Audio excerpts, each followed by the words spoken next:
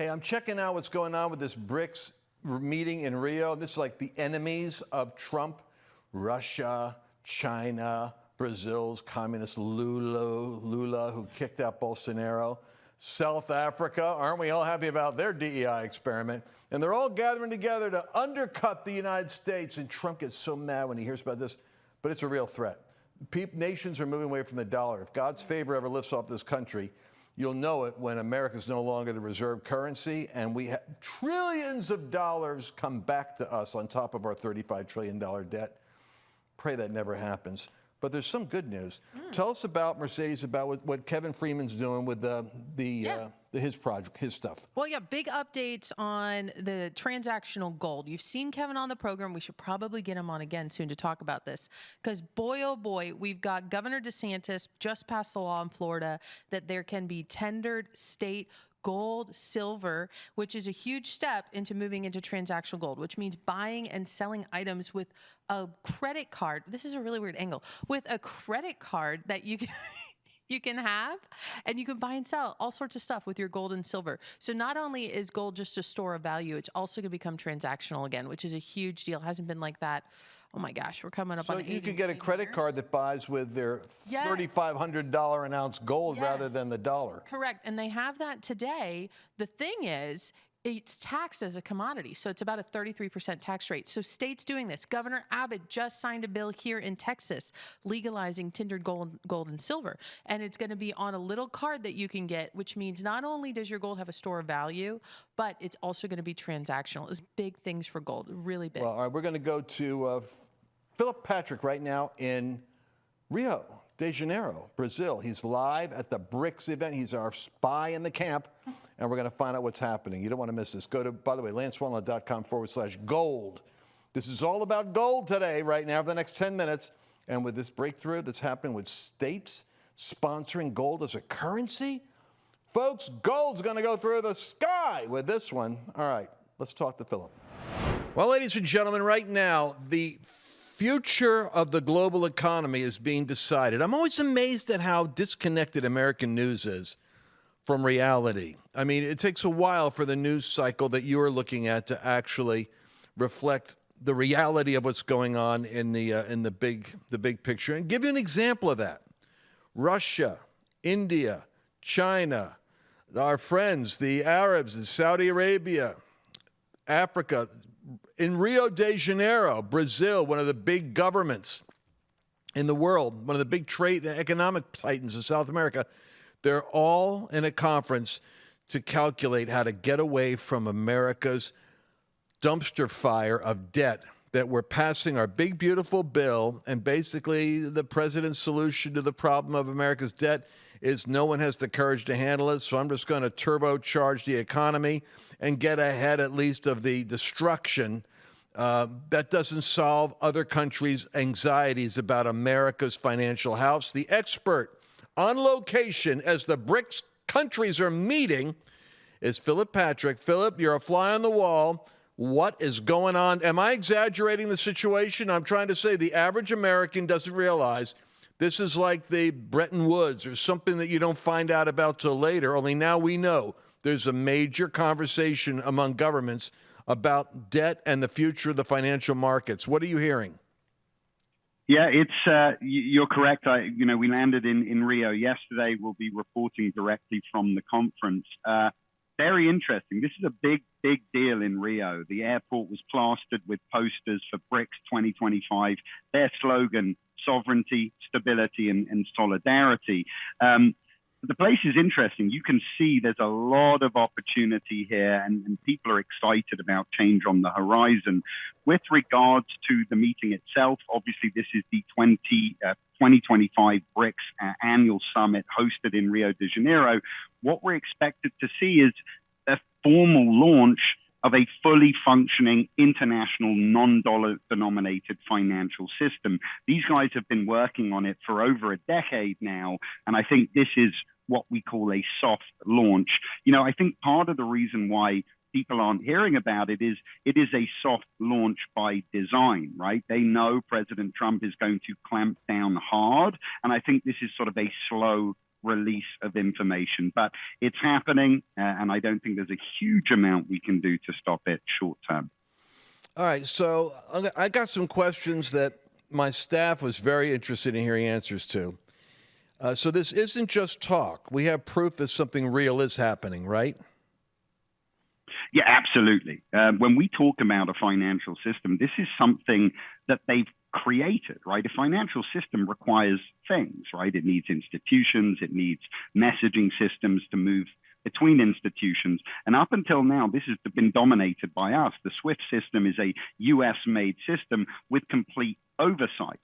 The BRICS system is up and running today. They have a new development bank to sort of rival the World Bank. They have an M-Bridge platform, which is actively today making cross-border payments using local currencies. They have the BRICS contingent reserve arrangement, which is a central bank swap agreement.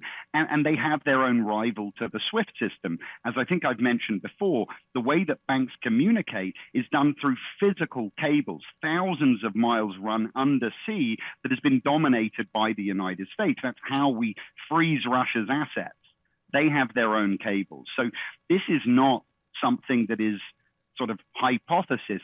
This is happening. Now, I don't think it's going to be a case on July 8th, after the summit is finished, they turn a switch and suddenly everyone moves. What I do think we will continue to see is more non-dollar denominated transactions on a global scale. The more that happens, the weaker the dollar becomes. And then longer term, and I stress those words, the weaker the argument will be for the dollar as the global reserve currency. You know, my great nightmare is that America could have that dome that protects us from a nuclear attack. We could have all of the advantages that we have as a country with our power, that we are the global mall. We do have purchase power, buying power. But if we don't have the self-discipline to get our financial house in order, which we don't, then as Lincoln said, America is so situated by the providence of God that we have vast oceans between us and any approaching enemy. It must be that if we ever die, it will be by our own hand, by national suicide. And that's the reason why gold has gone up 75% over the last couple of years, 40-some% in the last year. And folks, my wife and I, listen, I talk to my audience because my background is ministry. I talk like a guy who's accountable when he dies for telling the truth. Annabelle and I are looking right now, what do we have that we can put into gold? That's why you got to go to lancewallnau.com/gold. Make sure that you get the link and you'll be able to get the link that'll tell you all about what's happening right now with Rio, what's going on with the dollar, and find out for yourself. And so just explain to folks, it isn't just gold, but I mean, obviously these world banks are saying, all right, you want a monetary system? The dollar's not going to be our baseline. It's going to be gold. And that is a global economic store of value. Am I mistaken on that? You are absolutely correct. And we're seeing it play out. Listen, the BRICS do not have a currency that can usurp the dollar, right? The dollar is in trouble, but it is the best of a bad bunch. There isn't, from a currency standpoint, a viable alternative, but that's why they're using gold. For the last 3 years, it started in 2022 when Biden weaponized our dollar and froze Russia's assets. Central bank gold buying has stepped up and set records consecutively, right? Gold has become the #2 global reserve asset. It overtook the euro last year, and I think that's how it's going to continue. The more gold these countries buy, the less dollars they hold. The less dollars they hold, the bigger the problem it is for us in the United States. Factor in, as you mentioned, large spending bills, right? Increasing the national debt. We're starting to look unsecure fiscally, and investors are starting to seek alternatives now. Well, that's my question to you. If you had to allocate percentages, and it's not an exact science, to what percent of the motivation of BRICS nations is we just don't want to be at the punitive end of U.S. policy, like either we get in line or there's financial consequences? And what extent is it your house is not stable, your dollar is not stable, we don't trust the American economy, period. It's not just about our sovereignty, it's about the fact that we're tied to a problem, and since you won't manage it, we feel a little better about managing these things ourselves. What's the allocation there? That, by the way, is a fantastic question. It's a tough one to answer. Look, the catalyst, what started all of this was Biden's weaponization, right? And you can see that with central bank gold buying. I saw Nicholas Taleb, the author of Black Swan, he was on Bloomberg the other day saying, listen, the dollar is losing its global reserve currency status. And the interviewer said, well, what evidence do you have for that? And he said, look at central bank gold buying. It started in 2022 and it hasn't let up. So I think the catalyst for sort of diversification was that. However, since then, of course, the dollar has been falling in value. It's been losing purchasing power. This year, it's lost 15% alone. Its worst year since 1973. So now we're making the argument easier. Not only is there a sort of security argument for the BRICS, there is a fiscal argument as well. In the same time period that dollar's lost 20% of its purchasing power, gold is up over 40. So to allocate percentages, given that it was the catalyst, maybe we look at a 60-40, right? The catalyst was weaponization, but now through money printing, through dollar devaluation, and through excessive spending for the next decade, we made the argument easier. So maybe a 60-40, Lance. 60-40 being the weaponization. Weaponization, yeah. They want, yeah, China, obviously, and Russia doesn't want to be whipped around by American foreign policy. But also, the yuan, I mean, the gold is the common denominator because I don't think they really, I mean, they won't say it disrespectfully, but does anybody really trust China to be giving accurate economic data? I mean, they operate behind central planning. So it's not going to be the yuan, and that's been a little bit of their problem. You know, who's going to, and what will be the currency that we work with? They got to do a basket, right? It's going to be a basket. Listen, as you say, the yuan, first of all, nobody trusts China. People don't really invest in Chinese markets. Even the populace, they don't trust financial markets. On top of that, China keep a weak currency because they're very large exporters. So China are not the people. Like you said, I think we move into a more multipolar world. And if you look at the system that BRICS have created, it's a modern version of our existing system, but it allows countries to settle in multiple different currencies. It's just a better version of the Western system. So what I think we see is we move into a more multipolar world. I've said before, the U.S. overperforms in terms of attracting assets. We have 60% of the world's capital. As we're starting to be viewed as less fiscally responsible, I think we'll see diversification. And that's part of the problem with Trump's policies. In a vacuum, they work very, very well, right? We have the power to incentivize trade and balance trade, or sort of settle trade imbalances. The problem is when we're racked with $37 trillion of debt and we're reliant on the world to finance that debt, it becomes much more problematic. You know, it's almost as if Trump's policies were a continuation from 2020, but Biden caused so many problems, it's making his job much, much more difficult. Well, it is. And combine that with the 2-year election cycle for congressmen. Who wants to go back and be the draconian realist that says, hey, folks, we just can't fund that anymore. You're out. Get the other guy. I mean, our system isn't designed to solve this problem. But what are you looking for? We only got like a minute left. You're down there. Is there anything that you're looking for as a tell on some development that you got your antenna up on? Like, ooh, they dropped that one this week. For us, it's the messaging. Look, we have no doubt the BRICS are going to continue and they're going to move forward with this. The big question for us is the messaging. Are they going to own it? Is it going to be swept under the carpet? Initial sort of things that we're hearing is this is fairly public. I mean, Brazil's finance minister talked about, the dollar being a danger for countries around the world as the U.S. continues to amass debt. But the messaging is why we're here. We want to hear directly from finance ministers, people in the know, and we want to know how they're dressing it up. So over the next few days, we'll continue to have those interviews, get a lot more information, and of course, we'll be happy to share it with you guys. Yeah, let me just go on the record as saying I'm not a big fan of Lula down there in Brazil. Their messaging's anti-U.S. because they're dang socialist, communist, corrupt. And that's the reason Bolsonaro, if he runs back again, they could try to assassinate him. They're as wicked as our leftist extremists who tried to kill Trump.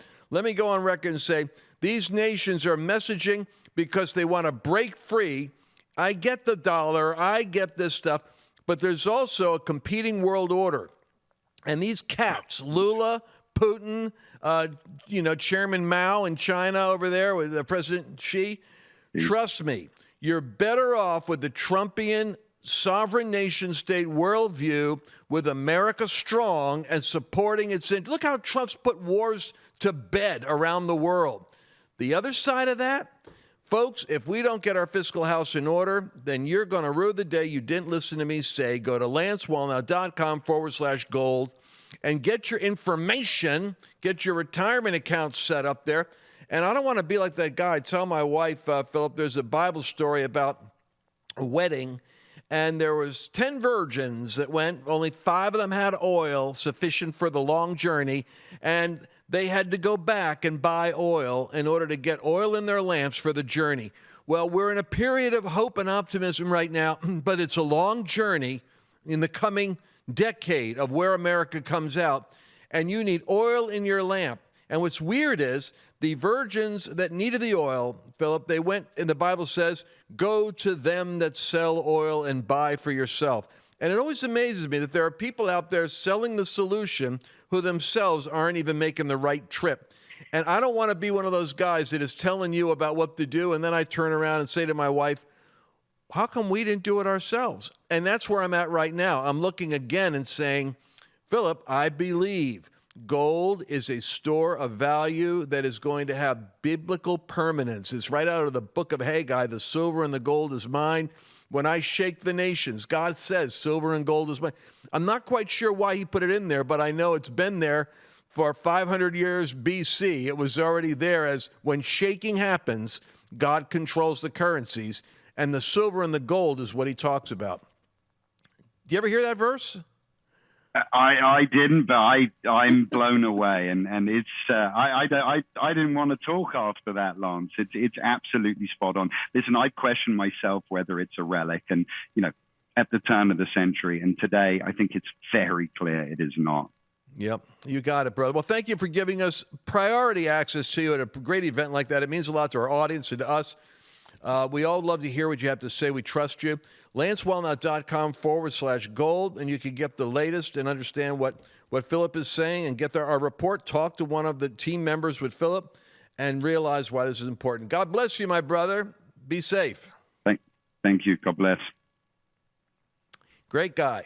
All right, so listen, go to them that sell and buy for yourselves. It amazes me that sometimes people can have answers to problems and they themselves aren't partaking. I'm not going to be one of them.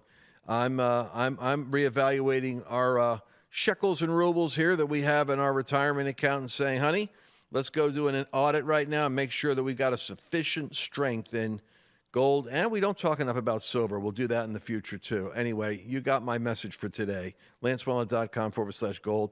And you got the Rio update on BRICS. We're going to keep an eye on those guys. I think Trump will crack the whip on it if they get out of line, but we won't have Trump forever. So I'll talk to you later. God bless. We're entering a period of time that has increased hostility against people of faith. It's a time when Christians are going to be tested on a moral, physical, psychological, and even a financial basis. I'm here to remind you that God is the one who has blessed you thus far, and he will take care of you in the future. You have a divine responsibility, however, to see trouble and prepare yourself. For example, with record inflation eating away at the value of the U.S. dollar, the savings in your retirement account is in danger of slipping away. I recommend diversifying your 401k or IRA out of paper assets and into physical gold. And the best way to do that is with a gold IRA from Birch Gold Group. Now that includes no penalties, there's no taxes when you transfer current retirement funds into Birch Gold. To see how it works, I want you to go to lancewallnau.com/birch and get your free info kit, and you'll be glad that you did. Did you enjoy this latest episode? Please remember to share it with your friends, because the more knowledge you have, the better equipped you are to navigate the world